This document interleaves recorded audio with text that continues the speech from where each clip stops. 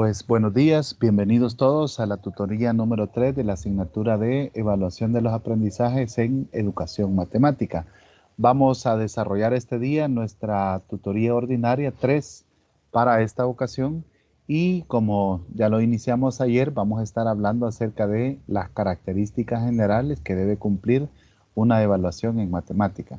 Nuestro objetivo siempre sigue siendo el mismo: analizar el impacto de los instrumentos en cuanto al desarrollo del conocimiento matemático en los estudiantes de educación básica y media. Y vamos a estar hablando acerca de la validez, la objetividad, la continuidad, la adecuabilidad y la practicabilidad de los test que nosotros vamos a llevar a cabo.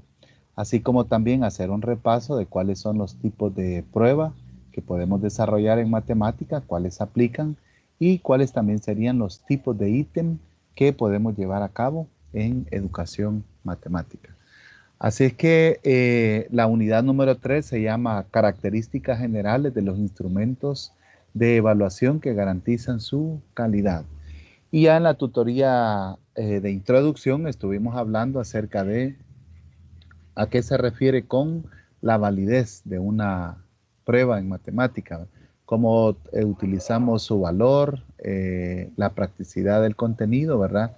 Y los tipos de evidencia que nos sirven para llegar a esta parte. Así que vamos a seguir al segundo concepto que nos garantiza la confiabilidad en una prueba, y esta se llama de esta manera, ¿verdad? Es la confiabilidad de una prueba en matemática. Entonces, al hablar de confiabilidad en una prueba, ¿verdad?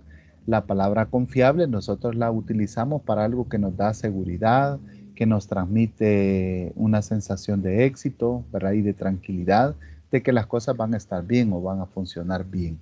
Entonces, de igual manera, en evaluación, dice que la confiabilidad se refiere a la consistencia con que el instrumento mide el constructo que nosotros estamos interesados en aplicar, ¿verdad? Es decir, por ejemplo, si nosotros vamos a aplicar una prueba que evalúe, por ejemplo, el dominio que tienen en álgebra los estudiantes, ¿verdad? Ese instrumento ha sido revisado y podemos caracterizar, ¿verdad?, que va a medir los conocimientos y competencias necesarios en álgebra de parte del estudiante. A eso es lo que nosotros vamos a conocer como confiabilidad. También podemos comentar, ¿verdad?, que un test confiable dice que entrega resultados consistentes a lo largo del tiempo. Quizás después de aplicado un test, ¿verdad?, y nosotros lo validamos, es decir, lo aplicamos y sabemos si hay errores o podemos modificarlo, entonces con el tiempo, ¿verdad?, puede llegar a ser válido este test para verificar las capacidades que han logrado los estudiantes en un determinado contenido. También un instrumento perfectamente confiable va a medir siempre de la misma manera. Entonces, no sé si les ha pasado, pero en algunas ocasiones dicen, el licenciado de tal materia ocupó este test el año pasado, ¿verdad? Y nosotros vamos y nos lo pasan diferente, ¿verdad? O con la mejor de la suerte nos pasan el mismo test, ¿verdad? Quizás se debe, ¿verdad?, que ya tenemos un instrumento perfectamente confiable, como aquí dice, ¿verdad?, que nos va a ayudar a medir los aprendizajes en los cuales estamos interesados. Así es de que siempre lo va a hacer independientemente del grupo. Y como ustedes se imaginarán, llegar a tener este instrumento perfectamente confiable requiere mucho tiempo, mucha validación, mucho pensar en los objetivos y las estrategias con las cuales se va a evaluar. Así que hay que entender, ¿verdad?, esta confiabilidad dice en el contexto y un propósito específico. Entonces, esto se refiere a que si, por ejemplo, nosotros vamos a presentar un test que es para, por ejemplo, un octavo grado, ¿verdad? Entonces ese va a servir ahí en ese momento. En el material de lectura que tenemos dice ese mismo test, nosotros lo pasamos en otro grado, ya sea inferior o superior, y los resultados que vamos a obtener son totalmente diferentes, ¿verdad? Porque no estaba preparado para ese contexto y para ese propósito específico que nosotros estamos preparando ahí. En esto se basa, ¿verdad? La teoría del ítem dice para medir la confiabilidad. Entonces, varios autores han desarrollado, ¿verdad?, una lista de cotejo para poder confirmar la confiabilidad de una prueba y así nosotros podemos aplicarla. Imagínense detrás de las pruebas estandarizadas que se aplican a nivel internacional, ¿verdad? Hay muchas personas que se dedicaron a verificar la confiabilidad de los ítems que nosotros podemos desarrollar. Entonces, y aún así, ¿verdad? En algunas ocasiones ha sucedido que se va algún errorcito o una pregunta de más. Entonces ahí se falla en confiabilidad, ¿verdad? Y ya se tiene que corregir. Entonces, algo que tenemos que ser realistas, ¿verdad? Como futuros profesores de matemáticas es que la evaluación dice que nunca está libre de error. Entonces, en algunas ocasiones han habido ejercicios de PAES que se han anulado porque al final resultó de que tenían un error, ¿verdad? O, por ejemplo, algunos errores de aplicación también se han tomado en cuenta. El año pasado, comentábamos en la tutoría anterior, que se evaluó a los profesores aspirantes a una plaza, ¿verdad? En una prueba extensa de 50 ítems en un tiempo corto de 3 horas, ¿verdad? Entonces, casi nadie logró llegar a desarrollar todos los ítems presentados ahí, ¿verdad? O en los de nivel 1 que se hacen para docentes, ¿verdad? También son pruebas un poco extensas y a veces el tiempo no es el adecuado para desarrollar todos los ejercicios.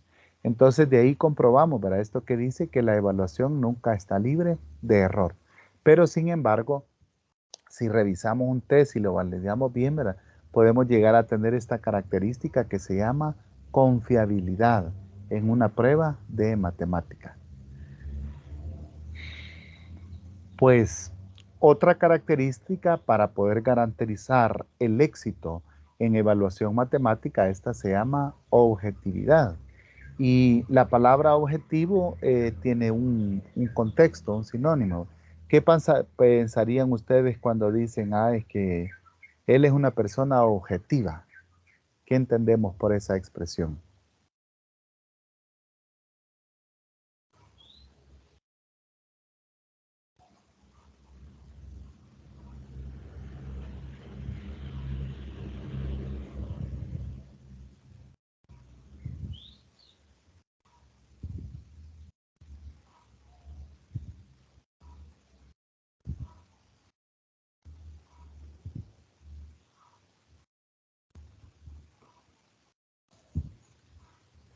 ¿A qué nos referimos con la palabra objetividad o objetivo? ¿Alguien se recuerda? ¿Tiene alguna idea?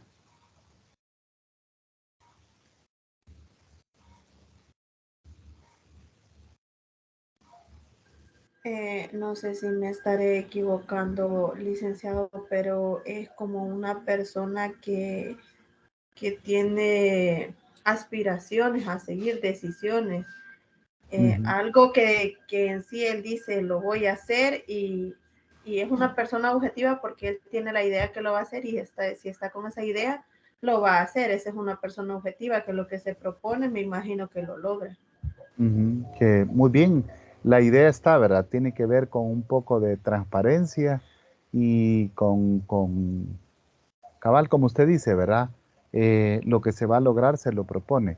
Entonces quiere decir que la palabra objetiva hace referencia a algo que es transparente, ¿verdad? Que guarda los límites de la verdad. Entonces eso pretendemos nosotros con la evaluación, ¿verdad? Que mida lo que realmente se tiene que medir, ¿verdad? Aunque la interpretación del autor, ¿verdad? Puede ser diferente, pero la prueba va a medir, ¿verdad? Sí puede tener sesgo, ¿verdad? Que se refiere al grado en el que el instrumento dice es permeable a la influencia de los sesgos y las tendencias. En estadística ustedes saben que sesgo significa cuando tenemos una variación en la tendencia de los datos. Entonces así también en evaluación puede que tengamos un sesgo, ¿verdad? Debido a la población que evaluamos, el momento, las circunstancias, etcétera. Pero sin embargo dice que el instrumento dice que es permeable a la influencia de los sesgos y tendencias, o sea, se puede ver afectado. Eso quiere decir, ¿verdad? También otra característica que ayuda a que una prueba sea objetiva es la precisión. Y dice que este es un elemento clave para la confiabilidad de una evaluación, ¿verdad? ¿Qué sería preciso, verdad? Cuando estemos redactando ítems, ¿verdad? Vamos a ver de que los ítems se evalúan una sola capacidad. No podemos tener un ítem que evalúe más de 2 capacidades, ¿verdad? Porque la precisión se estaría perdiendo. Es decir, si nosotros queremos evaluar, por ejemplo, que un estudiante pueda factorizar una diferencia de cuadrado, o sea, solo a eso se va a referir el ítem. Esa es precisión. Y con esta característica estamos logrando que la prueba sea objetiva. Si queremos saber si el estudiante puede, por ejemplo, determinar el área de una figura geométrica, como por ejemplo un triángulo, solamente eso vamos a medir en ese ítem para que sea precisa la prueba. Y con respecto a objetividad, también podemos decir, ¿verdad?, que la calidad de un objeto en sí son sus instrumentos, su juicio y la información que nos debe aportar, ¿verdad? Es decir, si la habilidad del estudiante ha sido lograda o si en dado caso no lo ha sido, ¿verdad? También otra característica es con respecto al tiempo, dice. Es un poco dificultoso ser objetivo para los profesores de matemática porque en algunas ocasiones, ¿verdad?, se dispone poco tiempo para la evaluación y redactar un ítem, como veíamos anteriormente, ¿verdad?, confiable y objetivo lleva bastante tiempo y trabajo. Así es de que entonces puede tener esa limitante, ¿verdad? Pero sin embargo se puede lograr. Ahora los que nosotros hacemos estarán así, los ítems serán objetivos. ¿Qué opinan ustedes? ¿Han tenido alguna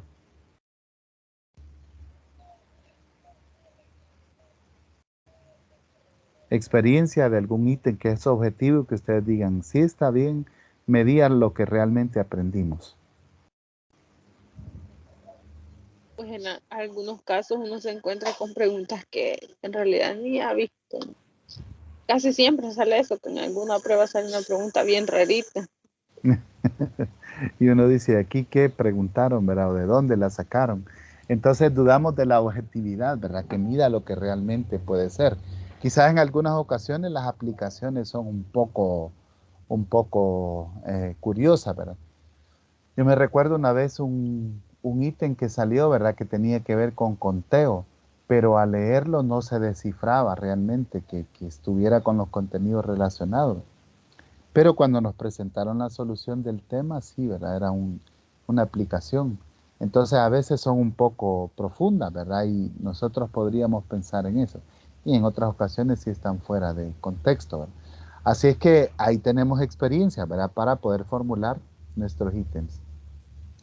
Dice que la objetividad de una evaluación consiste en resguardar la ausencia de sesgos o apreciaciones subjetivas. Subjetiva sería que no estén de acuerdo a la realidad, ¿verdad?, en la interpretación de evidencias y procesos que la generaron. Entonces, algunas acciones que nosotros podríamos llevar a cabo para desarrollar ítems que sean objetivos y que toda nuestra prueba resulte objetiva son los siguientes, ¿verdad? Informar, dice, cuál es la intencionalidad de la evaluación, ¿verdad? Entonces nosotros le decimos al estudiante, ¿verdad?, que vamos a hacer una prueba para verificar, ¿verdad?, que tanto ellos aprendieron, por ejemplo, a factorizar, a calcular áreas y perímetros de figuras, ¿verdad? Eso es lo que ellos tienen que estudiar y es lo que se les va a evaluar. Informar, ese es el punto clave. El segundo dice que es dar a conocer los criterios de la evaluación. Entonces, en algunas pruebas que ustedes hacen, ¿verdad?, se comparte una escala de calificación. Si ustedes hicieron el planteamiento de un ítem, si lo desarrollaron, si no llegaron a la respuesta correcta, pero el proceso está correcto, entonces, ¿qué tantos puntos del total usted va a obtener? Esto también ayuda a que la evaluación pueda ser considerada objetiva. Y así como también dice elaborar pautas de respuesta y de corrección, en el caso de que se tenga presencialidad con los estudiantes. Finalmente dice que también establecer criterios de asignación de puntajes. En la tutoría anterior ordinaria revisamos una prueba en la que no tenía los puntajes para cada una de las pruebas. Entonces, si no contamos con este otro componente, le estamos restando objetividad a nuestra prueba. Así es que en una prueba, ¿verdad?, que pretenda ser objetiva, tendremos que encontrar, ¿verdad?, los criterios, cómo se va a evaluar, los porcentajes para cada uno de los ítems, ¿verdad?, la intencionalidad de la evaluación y cómo se puede, después, ¿verdad? Cómo se puede corregir la prueba. A eso nos referimos con objetividad. Entonces hoy ya analizamos 3 de las características, ¿verdad? Que íbamos a analizar. En la primera tutoría, la validez de una prueba. Hoy analizamos la objetividad que también puede tener, ¿verdad? Y vamos a coger a continuación otra característica que nos va a garantizar la calidad de esta prueba. Y esta se llama adecuabilidad. ¿A qué se refiere esta prueba? Bueno, esta característica se refiere a que la evaluación de la aptitud del test es recomendada, ¿verdad? Es decir, que sea adecuable significa, ¿verdad?, que está preparada para el nivel, para el desarrollo y para los contenidos que nosotros estamos presentando a los estudiantes. Por ejemplo, no sería adecuado, ¿verdad?, que nosotros prestemos una atención, por ejemplo, un formato virtual cuando los estudiantes no todos tienen acceso para poderlo hacer, ¿verdad? O no hayamos verificado antes de, ¿verdad?, que los indicadores de logro, las capacidades o los objetivos se hayan logrado. Entonces ahí la aptitud, ¿verdad?, no estaría recomendada para poderse aplicar. Y con respecto a la validación, se deben establecer criterios apropiados para la calificación y la medición. A este respecto de validar, fíjense que si siempre hacemos una prueba, es recomendable, ¿verdad?, que alguien nos la revise antes de. Porque suele suceder que a nuestro criterio el ítem es entendible o lo hemos redactado bien la indicación, ¿verdad? Pero una tercera persona o una cuarta persona nos puede decir, ¿verdad?, si entiende bien la prueba o en lo que respecta a las pruebas virtuales, si funcionan, ¿verdad? A veces podemos hacer una prueba y enviar el link, pero a la hora de abrir no funciona. Todo eso, ¿verdad?, que hacemos en asegurarnos que funcione, es lo que se llama validación y nos ayuda a tener una prueba para que sea adecuable. También el diseño de la prueba, ¿verdad? Como ya veremos más adelante en los tipos de ítem y en los tipos de test, es importante que verifiquemos que el test esté elaborado apropiadamente, ¿verdad? Que los estudiantes dispongan de la información correcta e idónea para poder resolver el ítem que se presenta, ¿verdad? Que corresponda a una habilidad, ¿verdad? Y dependiendo del ítem que se haya seleccionado, que los estudiantes tengan el espacio para poderlo completar. Eso es el diseño de una prueba. Finalmente, la verificación se refiere a que debe valorarse, dice, y validarse y verificarse de manera rutinaria para evitar que vayan errores. Puesto que, como les digo, ¿verdad?, a veces en el trabajo y la atención de diseñar una prueba, puede que se nos queden algunos errores que el estudiante que lo va a leer con detalle, entonces puede que las distinga y los encuentre los errores, ¿verdad? Entonces, si consideramos estos factores, vamos a decir que estamos haciendo una prueba que va a ser adecuada y se refiere al aspecto de adecuabilidad de una prueba, ¿verdad? Entonces, para que podamos considerar una evaluación correcta, aparte de los criterios anteriores, ¿verdad?, vamos a asegurarnos que hayan personas que validen la prueba, que la revisen y nos digan, sí entiendo la indicación, sí le has puesto los porcentajes a cada pregunta, sí tiene la información correcta para desarrollar un ejercicio en matemática. Y que sí estamos dirigiéndonos al grupo de estudiantes correcto. En algunas ocasiones los estudiantes no tienen la información, ¿verdad? Me recuerdo en una ocasión que presentamos un test para que hablara de un equipo de básquetbol, ¿verdad?, en conteo, pero los estudiantes no sabían que el equipo de básquetbol tenía 5 integrantes. Entonces podría parecer un conocimiento muy trivial para uno de profesor, pero los estudiantes puede que no lo tengan en ese caso, ¿verdad? Vaya, no sé si hay alguien que quiera entrar. Bueno, no tengan pena, bienvenidos a los que se han incorporado. Estamos hablando, para los que se recién incorporan, de algunas cualidades que son necesarias para poder considerar una prueba que tenga calidad, ¿verdad? Y el tercer criterio que hemos analizado se llama adecuabilidad. Pasemos a uno cuarto que se llama practicabilidad. Este criterio, ¿verdad? Se parece un poco al anterior, pero nos dice que también el diseño de la prueba tiene que como que favorecernos a nosotros los docentes. Podría pasar de que hagamos un examen tan largo, ¿verdad? Y lleno de procesos que también va a ser un poco difícil de calificar, ¿verdad? Y a veces suele pasar eso. Entonces, en educación matemática, calificar también lleva su tiempo y es un poco largo, ¿verdad? Hoy las pruebas virtuales se prestan eso, ¿verdad? Porque si lo podemos diseñar inclusive para que él solo se autocalifique, dependiendo del número el tipo de preguntas que le pongamos. Así es que este criterio dice que sea fácil de calificar y administrar en poco tiempo, ¿verdad? Si ponemos ejercicios tan largos, entonces puede que tensemos al estudiante, ¿verdad? Y no logremos la misma eficacia, ¿verdad? Y objetividad que con un ejercicio un poco más sencillo. Otro consejo tiene que ver con delimitar el tiempo para la resolución de la prueba. Una prueba tiene que tener tiempo, ¿verdad? Para que sea práctica. Y esto lo logramos, ¿verdad? A veces yo antes decía, bueno, si yo lo hago en 20 minutos, los estudiantes lo hacen en 40 minutos, ¿verdad? Pero a veces resulta ser de que se puede requerir más tiempo para el estudiante. Entonces, cuando analizamos este criterio de práctico, también tenemos que pensar desde el punto de vista del estudiante. ¿Cuánto tiempo va a necesitar el estudiante para desarrollar esta prueba? Y también vamos a considerar las condiciones físicas y psicológicas donde va a trabajar el estudiante. Con respecto a las condiciones físicas, ¿verdad? Es decir, si es una prueba virtual, el estudiante va a necesitar calculadora, hoy el uso del teléfono, ¿verdad? Porque los estudiantes son muy buzos para poderse compartir la copia en sus grupos de WhatsApp, ¿verdad? Si necesitan internet para poder hacer una prueba virtual y dónde la van a estar haciendo. Eso también es un criterio para tomar en cuenta la practicabilidad de la prueba. Y también podemos mencionar, ¿verdad?, que es verificar que los estudiantes hayan entendido las indicaciones.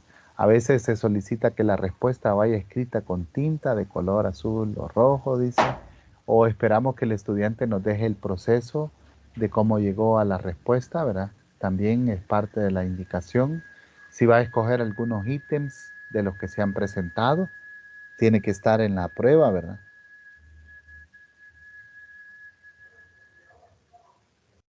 El uso de calculadora y teléfono también, ¿verdad? Debe estar contemplado en las indicaciones de la prueba. Y con esto estamos diciendo que sea práctica la prueba. En algunas ocasiones, por ejemplo, dice la prueba, no está permitido el uso de la calculadora, ¿verdad? Pero requerimos de algunos conceptos bastante profundos, ¿verdad? Que necesitan uso de calculadora.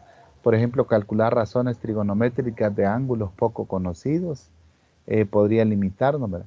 O en estadística, trabajar con tablas de la curva normal sin la tabla, ¿verdad? También puede ser un poco complicado si no permitimos ese recurso.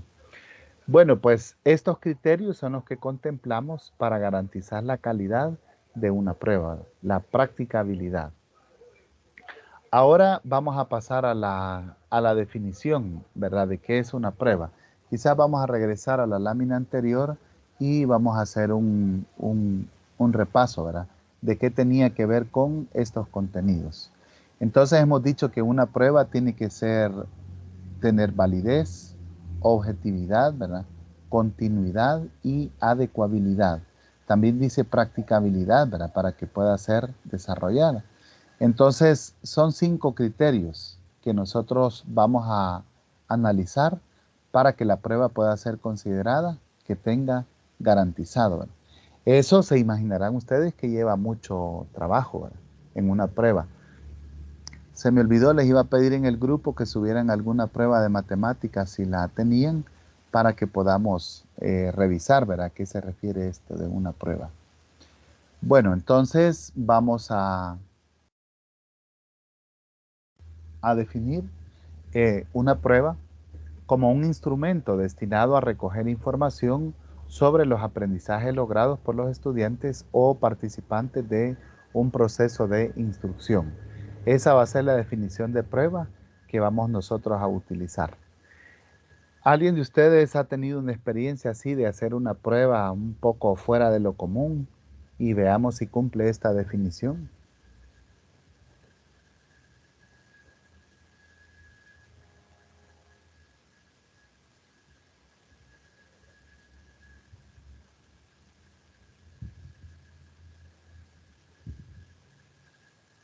No sé si aplica lo que hicimos el ciclo pasado, los talleres virtuales, ¿verdad? Que bien fuera lo común, porque hacíamos la práctica virtualmente, teníamos que subir la fotografía, algo tedioso estar por cada ejercicio una fotografía y el cómo lo plantear. Ujú.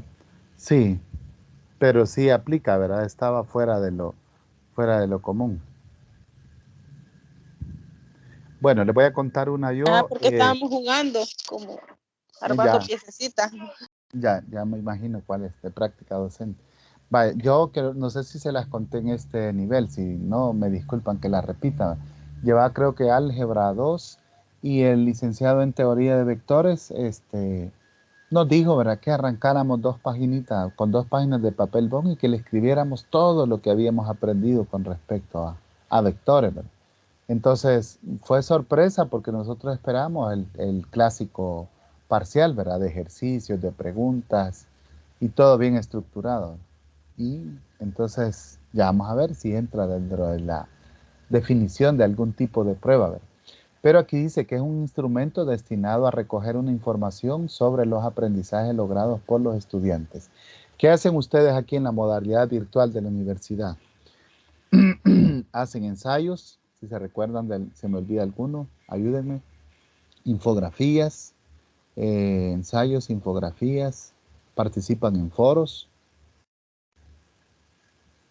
ya han analizado casos, presentan alguna investigación, desarrollo de ejercicios en una tarea, parciales de opción múltiple y también con preguntas de complementar, ¿verdad?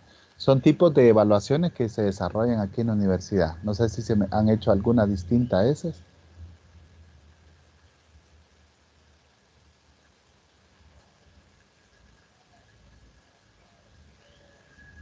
También desarrollan, ¿verdad?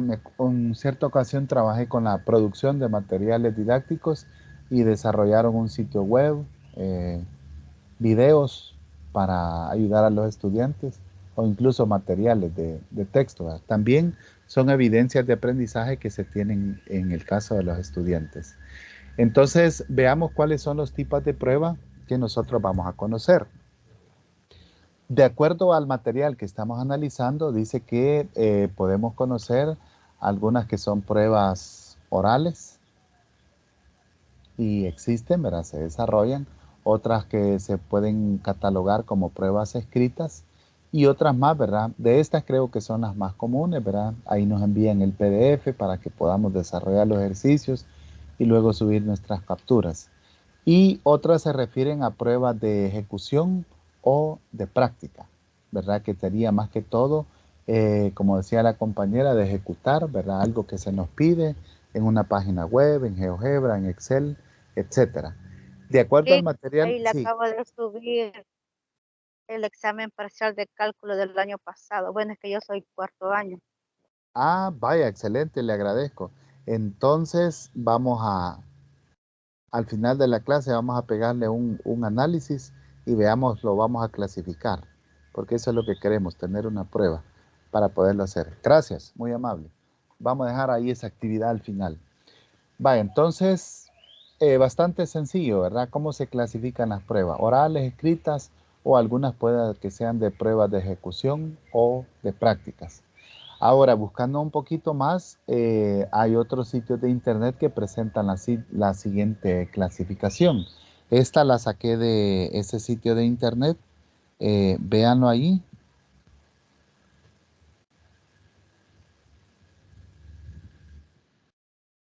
Y dice que son las siguientes.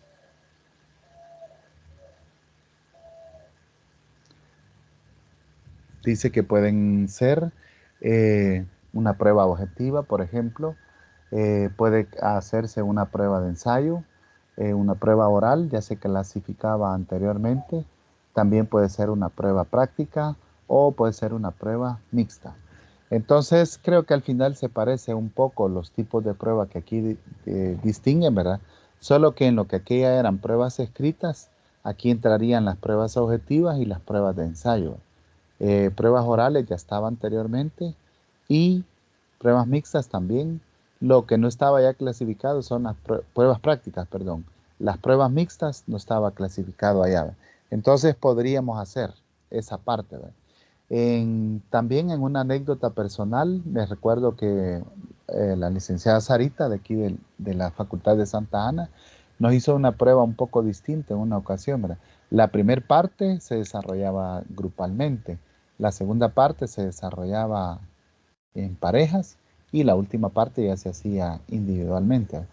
Entonces creo que le tocó un poco difícil la calificada a la licenciada, pero fue algo distinto, ¿verdad? Y entonces miren aquí quizás entraría dentro de la prueba mixta, ¿verdad? Por la forma en que se hizo. No sé si ustedes le agregarían una categoría más debido a alguna que hemos hecho. Veamos, por ejemplo, hacemos un trabajo en Canvas o en, ¿cómo se llama el otro? Para hacer presentaciones. Entraría en una prueba práctica, ¿verdad? Algo en GeoGebra, en Excel o en un editor de derivadas integrales sería una prueba práctica. No sé, ¿verdad? Quizás aquí en educación matemática una prueba oral, no sé si ustedes se han visto sometidos, pero lo vería un poco difícil yo, más no imposible, ¿verdad? Exposiciones, yo. Exposiciones, muy bien, ¿verdad? Sí, En, llevamos. prá- en práctica docente hacemos exposiciones, es cierto, ¿verdad? Muy bien. Bueno, pues ahí tenemos un tipo de pruebas que nosotros vamos a hacer, ¿verdad? La prueba oral dice que en esta pues el docente hace las preguntas, requiere mucha planificación, ¿verdad? Para que puedan ser preguntas objetivas y no se repitan, ¿verdad? Muy utilizado, por ejemplo, en aprendizaje de idiomas, de fórmula, ¿verdad? O no sé si en básica a ustedes les preguntaron las tablas, ¿verdad? Yo me acuerdo en tercer grado que nos las preguntaban y entonces entraría dentro de estas pruebas orales. Para el estudiante significa que responde a viva voz, dice las preguntas hechas por el docente. Y las indicaciones están bastante interesantes para poder hacer una prueba oral. Yo hace poco tuve la experiencia, ¿verdad? Que los estudiantes me salieron mal en un examen de matemática de segundo año y no se podían las fórmulas y todo, ni las tablas, ¿verdad? Entonces hicimos una semana de repaso para que se aprendieran las fórmulas, las tablas, los procesos, las aplicaciones. Y ahí estuvimos haciendo preguntas orales a los estudiantes. Me llamó la atención de que algunos estudiantes que no pensaba yo que salían muy bien, ¿verdad? Tenían una gran habilidad para memorizar fórmulas y todo eso. Entonces, hasta que no exponemos a diversas situaciones a los estudiantes, entonces no estamos dispuestos, ¿verdad?, a ver las capacidades que tienen los estudiantes. Veamos entonces qué indicaciones vamos a recibir para poder elaborar una prueba oral. Bueno, aquí se me fueron todas. Bueno, entre las que están dice, vamos a definir previamente los objetivos para medir y completar un cuadro de balanceo. Este cuadro de balanceo se refiere a qué, ¿verdad? Por ejemplo, en una unidad de aprendizaje ustedes tienen 5 objetivos, ¿verdad? Que vamos a evaluar o indicadores de logro. Entonces, de cada objetivo, ¿cuántos ítems voy a desarrollar? ¿Verdad? Si van a ser 3 o 2, y de ahí voy a tener mi banco de preguntas, ¿verdad?, para poderlo hacer. A eso se refiere este cuadro de balanceo. Entonces, ya que tenemos los ítems, ¿verdad?, tomados de cada objetivo de aprendizaje o indicador de logro, vamos a pasar a organizar los ítems en fichas, dice, y tarjetas individuales y organizarlos según sea su nivel de dificultad para que sea equitativo, ¿verdad? Porque esto es lo que a veces cuesta lograr en las plataformas, ¿verdad? Por ejemplo, el que tenemos en la universidad, en Moodle, ¿verdad? Se hace un banco de ítems y de ahí se le da la indicación que tome 20, ¿verdad?, ítems para presentarlo a los estudiantes. Pero pasa de que en algunas ocasiones le salen repetidos algunos ítems, ¿verdad? O podría pasar que le salga a alguien, ¿verdad?, le salen los más difíciles y a otros le salen fáciles. Ya ha sucedido. No sé si ustedes han tenido esa experiencia, pero en la virtualidad ocurre esto. Entonces es algo a tomar en cuenta, ¿verdad? Que sea equitativo.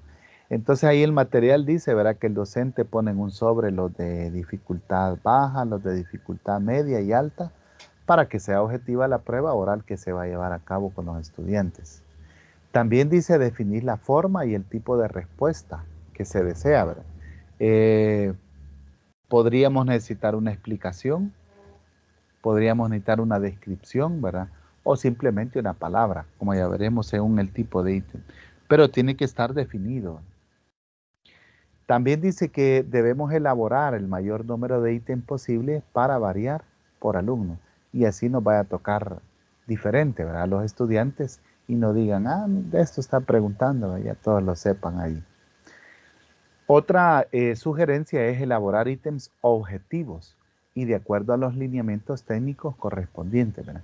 Que de eso nos vamos a encargar en esta asignatura, de poder hacer ese taller para poder elaborar ítems, ¿verdad?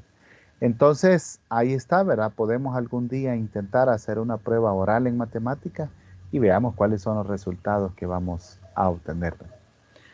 Ahora veamos qué pasaría con las pruebas escritas. Aquí tenemos un poco más de, de experiencia, ¿verdad? ¿Qué tipo de pruebas escritas son las que ustedes han desarrollado?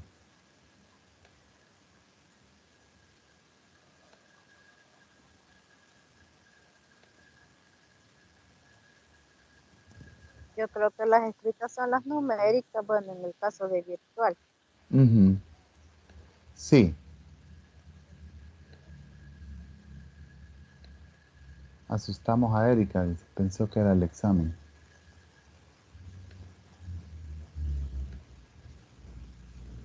Y en lo que respecta a tipo de preguntas, ¿cuáles son las que han trabajado ustedes?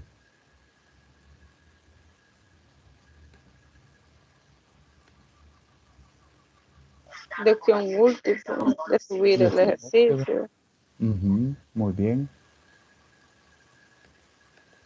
de falso y verdadero. También, ¿verdad? De complementar. Hay varios estilos, ¿verdad? Que podríamos tener. Veamos el que nos ha, eso vamos a hacer ahorita. Veamos el que nos ha compartido eh, Sonia, ¿verdad?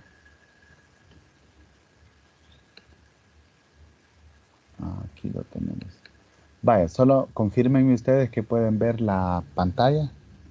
En teoría estoy compartiendo.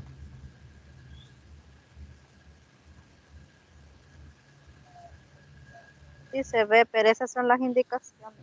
Sí, ¿verdad? Creo que en la segunda estaba aquí está. Vamos a ver.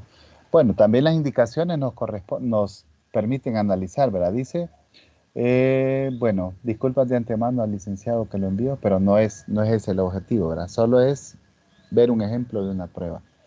Para resolver esta prueba, dice, tendrá dos horas y una hora para subirlo a la plataforma en la pestaña Tareas y Evaluaciones. La prueba consta de 5 problemas con una ponderación del 20% cada uno, los cuales deberá trabajar de forma clara y ordenada, justificando a detalle todos sus procesos. Recuerde colocar su nombre y su carnet y su firma en la resolución de problemas. No es necesario transcribir el enunciado de cada problema. Utilice de preferencia páginas de papel bond para sus soluciones y escribir su respuesta final a lapicero. Es obligatorio subir su resolución de examen en formato PDF. Por cada 10 minutos después de las 3 horas de su envío, se le penalizará un punto menos de su calificación. Se anularán pruebas con soluciones idénticas a problemas propuestos. Vaya, entonces estaba estricto, Sonia, esta prueba. Bueno, pues entonces los problemas serían, Sí, estaba difícil. sí, ¿verdad? Vaya, el primero dice demuestre utilizando la definición de límite que. Y ahí está, ¿verdad? El límite cuando x tiende a 4 de x más 2 más 1 es igual a 3. Entonces es un ejercicio, ¿verdad? Es una pregunta abierta que ustedes iban a salir la respuesta. Calcular los siguientes límites. De igual manera son límites al infinito y cuando x tiende a 0. El problema 3 dice, determine las ecuaciones de las asíntotas y traza la gráfica de la función que ahí está, ¿verdad? También es una pregunta abierta y ahí está, ¿verdad? El 4 dice calcula A y B para que la siguiente función sea continua. Y era una función por secciones, ¿verdad? Escriba nuevamente la función con los valores encontrados. Y el 5 dice demostrar que coseno de x es igual a x tiene solución en el intervalo de 0 a 1. Sugerencia, utiliza el teorema del valor intermedio. Entonces este es un ejemplo de una prueba escrita, ¿verdad? Todas las preguntas eran libres, ustedes podían subir su solución, ¿verdad? De acuerdo a lo que hemos visto, ¿qué característica de la evaluación creen que cumple esta prueba?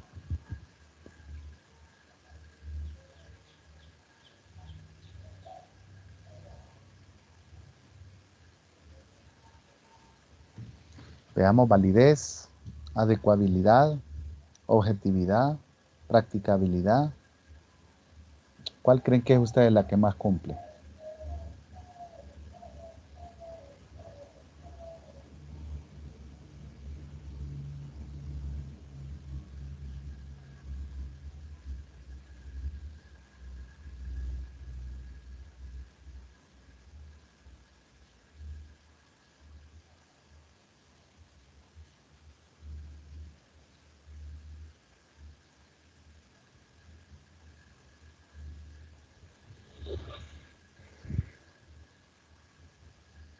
Y con respecto a la característica que vimos de adecuabilidad, ¿verdad?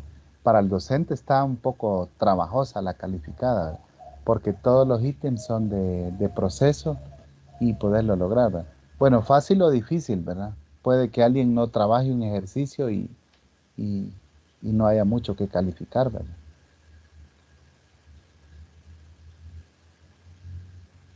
Veamos si es adecuable. Quien hizo este parcial, ¿corresponde a los contenidos vistos en clase?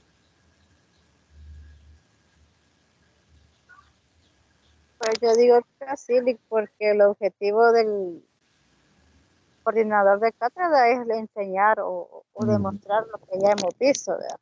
sí, Lo que más cuesta en ese examen es la demostración, quizás eso son los sí. ejercicios que pues El punto 5. sí, Sí. Lo que pasa es que quizás asumen que como llevó lógica y conjuntos, ahí le enseñaron a hacer demostraciones, ¿verdad? En una materia anterior. Bueno, pero pero sí yo está. siento que depende de quién le enseñe lógica, quizás Ujú, ahí va aprendiendo, porque bueno, a mí me fue mal con esa ujú. materia. Y es No que, la dejé, pero tuve un mal tutor. ujú, sí, Sea, qué mal. con decirle que nos dejó tirados a medio ciclo. Sí, qué mal, ¿verdad? Bueno, ahí estamos, ¿verdad? Entonces ya ven que hay experiencias de aprendizaje. Quizás algo que, no sé, ¿verdad? Quizás estuvo en un documento aparte la intención de la evaluación, ¿verdad? Eso hizo falta que estuviera ahí. Bueno, pues vamos a continuar hablando un poquito acerca de las pruebas escritas. Y las pruebas escritas dice que son un instrumento de medición, cuyo propósito es que el estudiante demuestre la adquisición de un conocimiento. En una prueba escrita, entonces utilizamos ítems objetivos y de desarrollo, ¿verdad? Por ejemplo, en ese que vimos, si el estudiante puede calcular límites de una función, límites infinitos, si puede demostrar la continuidad de una función o una demostración de un teorema, ¿verdad? Ahí estaba en esa prueba escrita. También en una prueba escrita pretendemos, ¿verdad? Que el instrumento nos haga la medición, ¿verdad? De una destreza o el desarrollo progresivo de una habilidad.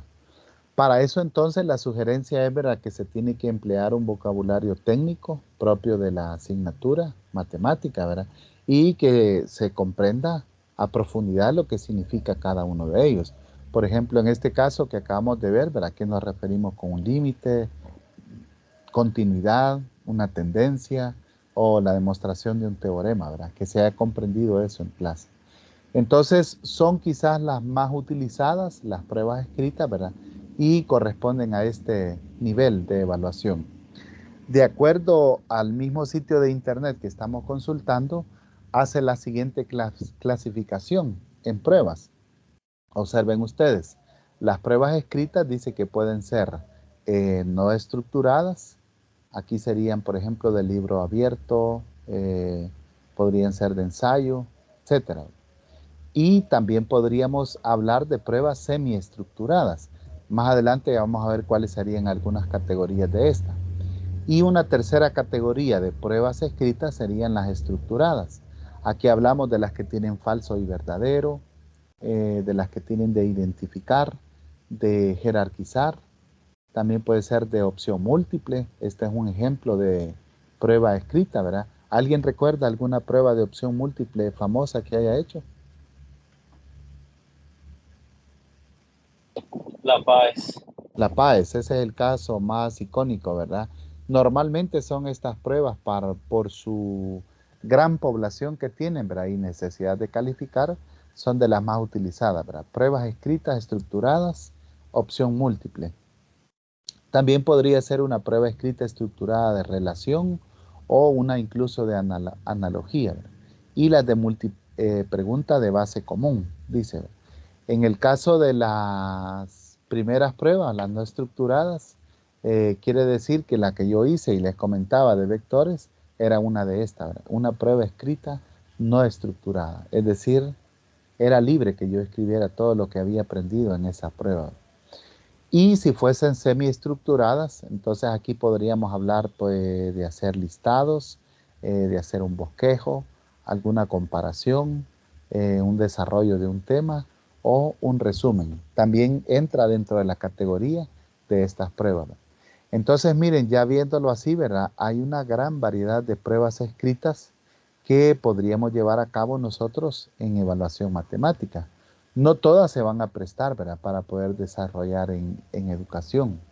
Entonces, la que revisamos anteriormente, que ustedes han compartido, ¿en cuál la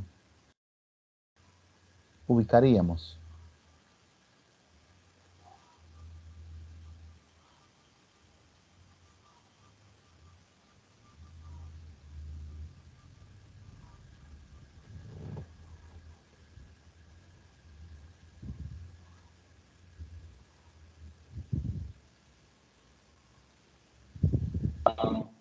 Creo que sería semiestructurada. Una semiestructurada. Bien.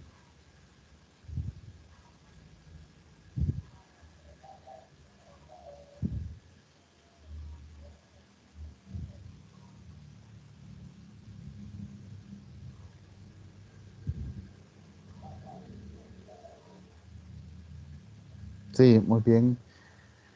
No podríamos decir que es estructurada, falso y verdadero, identificación, jerarquización, relación, analogía y multipregunta de base, ¿verdad? Sería semiestructurada, porque lo que estuvimos haciendo ahí es desarrollo de un proceso, ¿verdad? En este caso. Entonces podríamos ocupar cualquiera de esta, ¿verdad? Para poder utilizar en educación matemática. Ahora veamos cuáles serían los tipos de ítems que nosotros podríamos utilizar en educación. Los tipos de ítems o preguntas, entonces puede ser uno de pregunta cerrada, ¿verdad? Aquí, por ejemplo, podríamos preguntar, ¿verdad? ¿Fue Pitágoras de Samos el desarrollador del teorema ¿de qué? ¿De Pitágoras? ¿Sí o no, verdad? Entonces esa es una pregunta cerrada, porque el estudiante tiene que escoger la opción, ¿verdad? Y no hay mucho donde pueda llevarlo a cabo. Dentro de estas preguntas de opción cerrada podemos decir, ¿verdad?, que están las respuestas de alternativa simple o podría ser de alternativa múltiple, ¿verdad? O también de elección compleja, en el caso de que hayan más de dos opciones para escoger, ¿verdad? Ahí tenemos estos tipos de preguntas cerradas, de escoger una o alguna alternativa o de elegir un proceso complejo, ¿verdad? Por ejemplo, el desarrollo de un ejercicio. En PAE ya ha salido eso. ¿Cuál de los siguientes procesos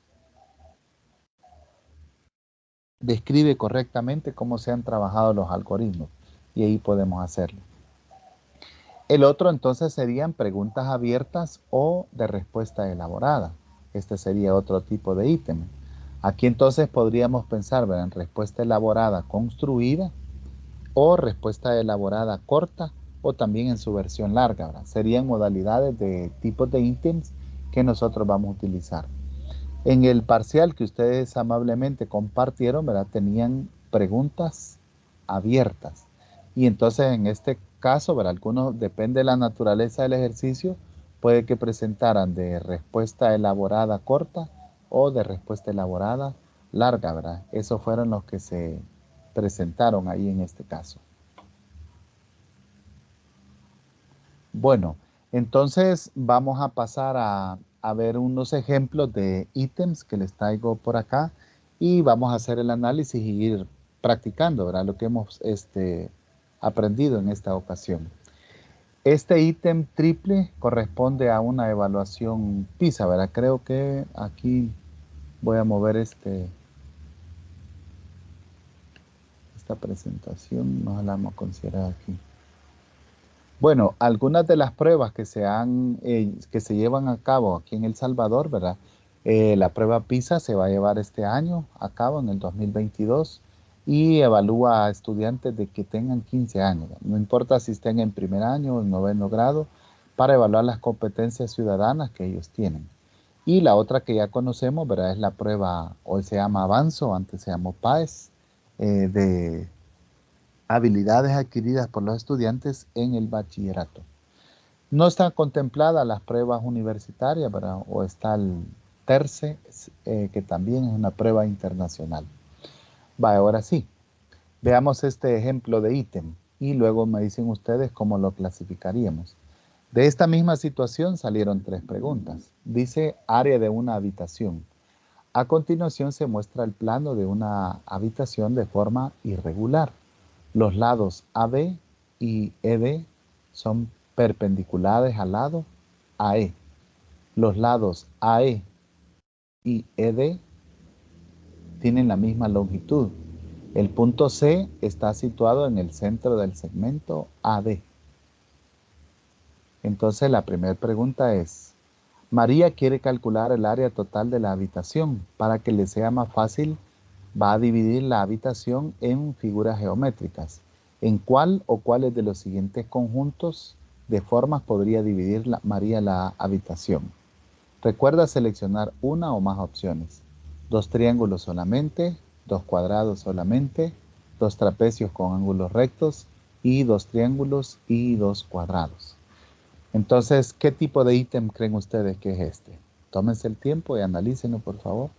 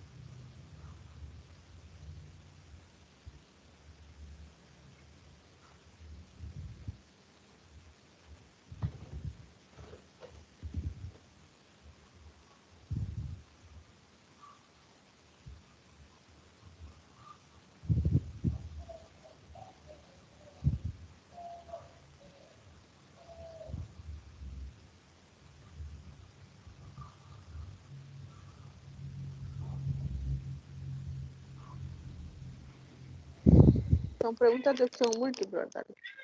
Es de opción múltiple, correcto, ¿verdad? Ya estaban ahí para escoger en este caso. Lo que tiene es que lo que cambia un poquito la variante es que dice que podían seleccionar una o más opciones, ¿verdad? Y con respecto a los criterios para garantizar la calidad, ¿qué piensan ustedes de este ítem? Y es estructurada también, ¿verdad? Es Una prueba. estructurada, correcto.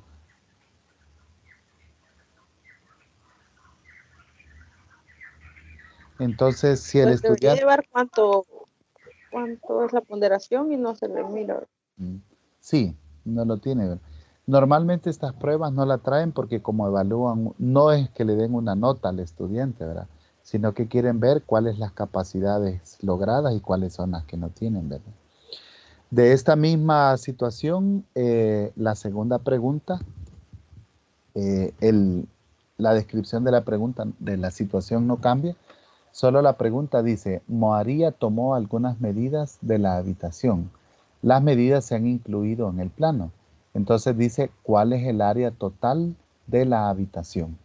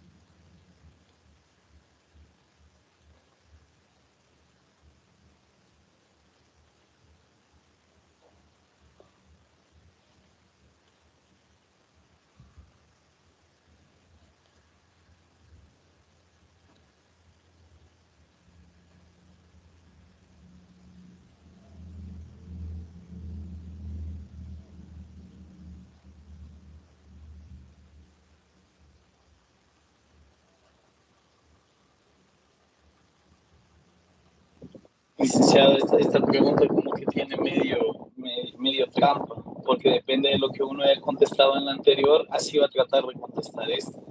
Sí, correcto. Entonces, viene el hecho de que si en la anterior no escogí la respuesta correcta, esto se me va a dificultar porque automáticamente ya me voy a ir a eso. ¿Verdad? Entonces, viene, o sea, no sé si caería en una simple selección múltiple. Para ver cuánto vamos a llegar de respuesta.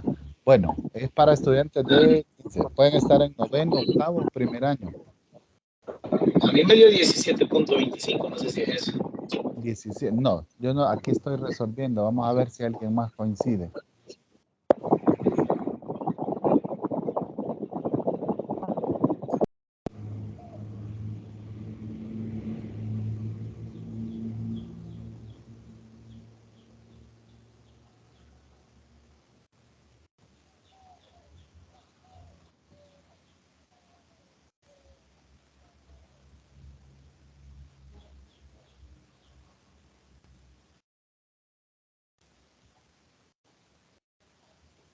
Entonces, ¿qué tipo de ítem sería este?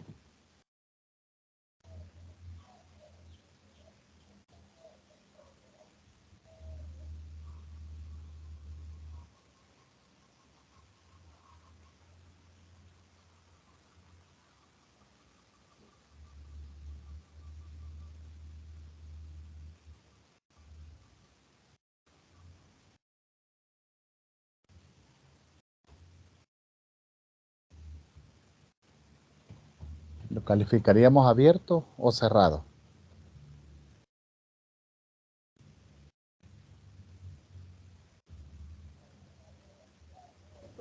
Se calificaría igual el procedimiento que ha hecho el estudiante para llegar a una respuesta.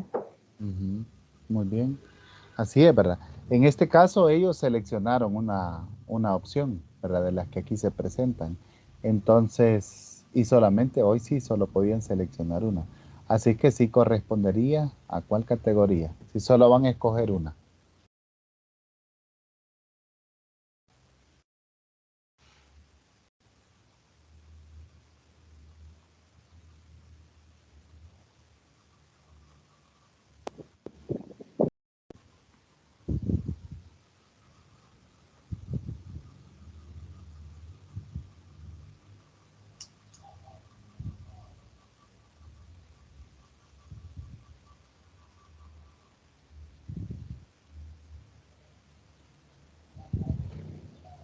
Ujú.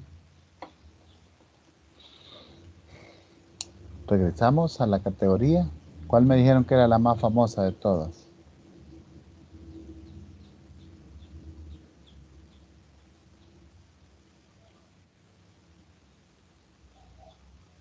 ¿Pregunta cerrada?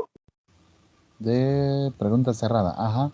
Pero ¿creen ustedes que entraría en la calificación de opción múltiple? Yo pienso que sí, licenciado. Sí, ¿verdad? Hay que escoger una respuesta en este caso. Entonces sí, ¿verdad?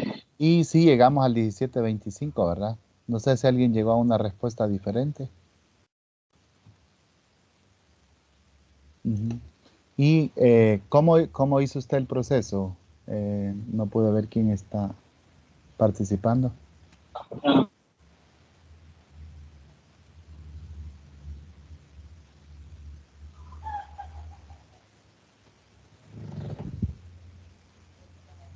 ¿Quién nos comentó que llegó a 1725? hola, licenciado, soy Eric. Ah, Eric, sí, díganos. Lo que pasa es que el IMSS agarra mi cuenta, así es que me pone el número de carnet. Ah, ya. Lo que hice fue en base a la respuesta anterior, como decía que la forma más fácil de partirlo era 2 cuadrados y 2 triángulos. Ujú. Entonces, si tengo 2 cuadrados abajo, los triángulos pues tienen como base 2.5 y abajo tendría un rectángulo de 5 por 2.5. Ahí Ujú. tengo un área. Y Sí. el triángulo de la derecha sería 2.5 por 2.5 entre 2 y la Ujú. otra sería 1.3 por 2.5 entre 2. Sumé las tres y ya estuvo. Ahí O le lo dio. puede hacer, ¿ah? También lo pudiera hacer como que si fueran los 2 cuadrados, 2.5 al cuadrado más 2.5 al cuadrado y las otras dos de Sí, arriba. llegaría a la respuesta, ¿verdad? Muy bien, Sí. excelente. Sí, yo lo hice con el triángulo AED, que es rectángulo, ¿verdad? Y el otro triángulo BAC, que sería el otro, ¿verdad? Como sabemos que ese es el punto medio, ¿verdad? También ahí nos sirve esa información.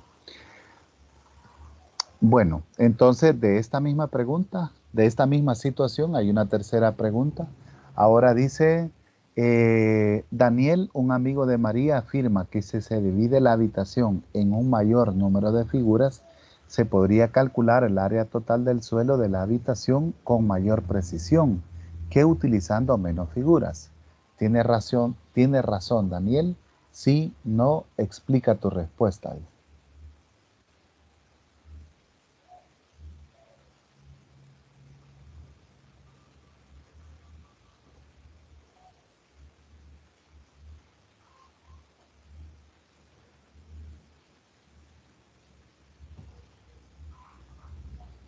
¿Qué opinan ustedes de la solución de esta pregunta?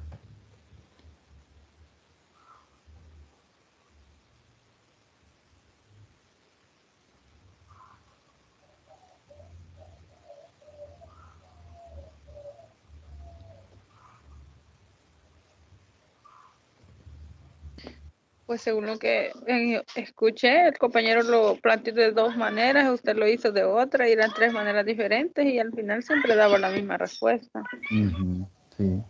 Entonces, sí, ¿verdad? Aquí lo que tiene que ver con el estudiante, si comprende, ¿verdad? Que la precisión no tiene que ver con el número de figuras que se reparta la habitación, ¿verdad? Es decir, 2, 3 o 4. Al final la suma de las áreas siempre tiene que ser la misma, ¿verdad? Porque no puede cambiar, ¿verdad? Y les pedía una explicación, ¿verdad? Entonces, lástima que no podemos aquí ni tenemos tiempo para compartir las soluciones, pero ustedes vieran qué curiosas son, ya creo que se las imaginan. Y este ítem sería abierto, cerrado, ¿cómo lo clasificaríamos?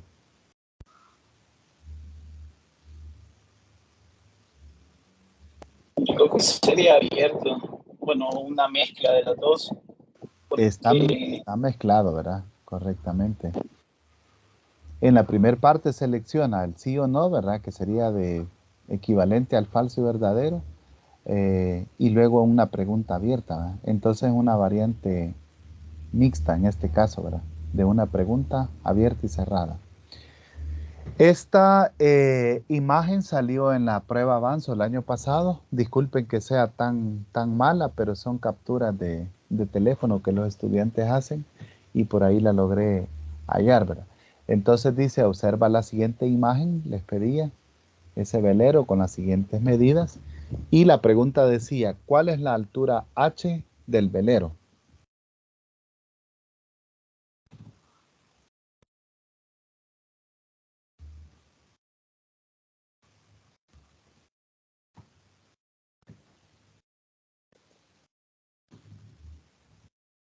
esa sería también de selección múltiple.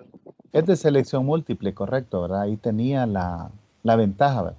Quizás esta selección múltiple por las plataformas es que permite la autocalificación, ¿verdad? Y entonces imagínense, para evaluar a 70,000, 80,000 estudiantes, es mucho más fácil que sea de esta manera. Y con respecto a la solución, ¿qué A opinan de mí los me da criterios? 2.46. 2.46.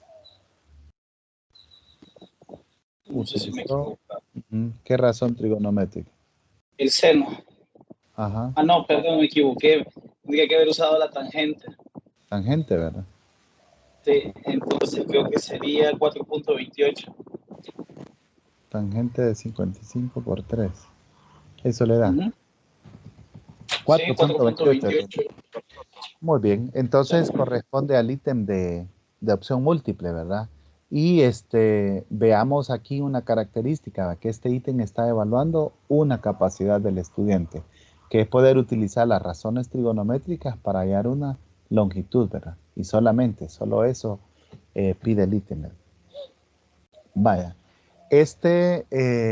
ejemplo que les presento aquí es del nivel uno. No sé si saben, los profesores cuando quieren subir de nivel, ¿verdad? A nivel uno, entonces se evalúan y hacen esta prueba de matemática.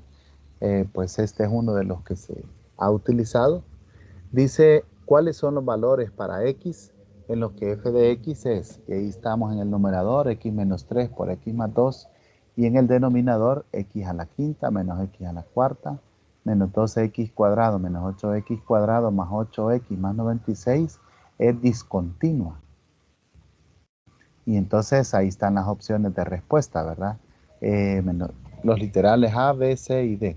Y ya tengo la respuesta correcta yo aquí.